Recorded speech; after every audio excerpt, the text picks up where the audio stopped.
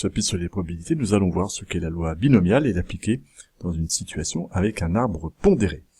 Nous allons commencer par un exemple avec une expérience qui consiste à tirer 3 fois de suite une boule dans une urne en la remettant à chaque fois, avec une probabilité d'avoir une boule gagnante qui est de 0,3. On ne connaît pas la composition exacte de l'urne, peu importe.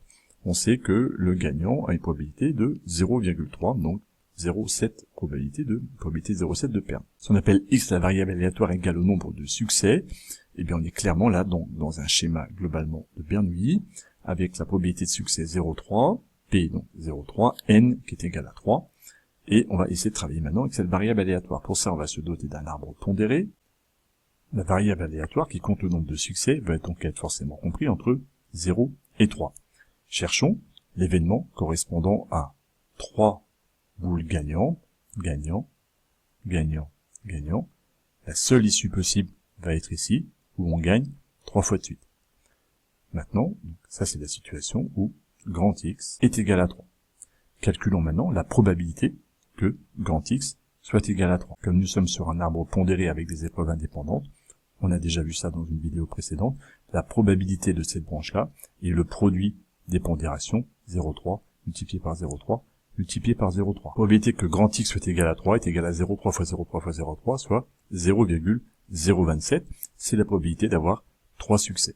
Intéressons-nous maintenant à la probabilité d'avoir 2 succès, soit les cas où X est égal à 2. Il faut donc chercher tous les chemins qui m'amènent à 2 boules gagnantes, donc soit gagnant, gagnant, perdant, soit gagnant, perdant, gagnant, soit perdant, gagnant, gagnant, et ce seront les 3 issues possibles pour avoir x est égal à 2. La probabilité pour calculer du coup x est égal à 2 va être égale à la probabilité de ce chemin-là, c'est-à-dire 0,3 fois 0,3 fois 0,7, auquel on va ajouter la probabilité de ce chemin-là, gagnant, perdant, gagnant, donc 0,3 fois 0,7 plus 0,3, auquel on va ajouter la probabilité de perdant, gagnant, gagnant, soit 0,7 fois 0,3 fois 0,3.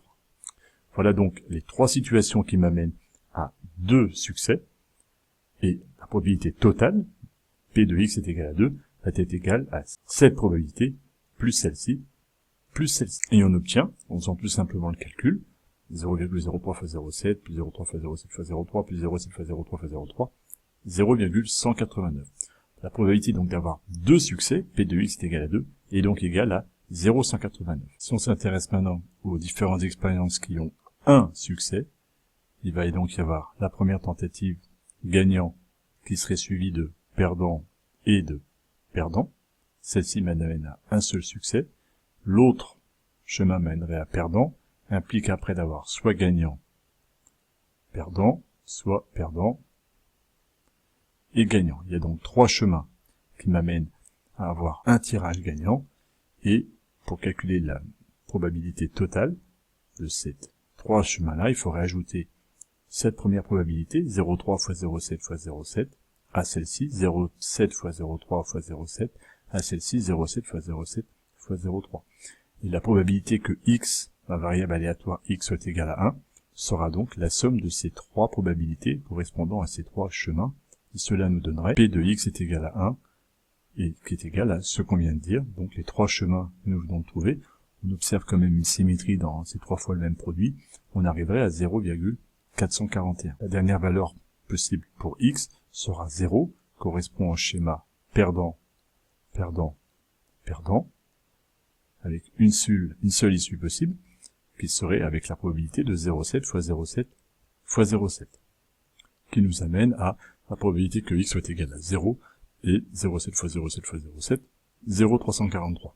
On observerait que la somme de mes 4 probabilités est bien égale à 1, puisqu'elle couvre l'ensemble de toutes les issues possibles. Quand on a écrit les probabilités de toutes les valeurs possibles d'une variable aléatoire, comme c'est le cas ici, on dit qu'on a décrit la loi de probabilité de la variable, et concernant le schéma de Bernoulli, on dira que x suit une loi binomiale. C'est le nom qu'on donnera à cette loi de probabilité de paramètres n, et n est égal à 3, et p est égal à 0,3.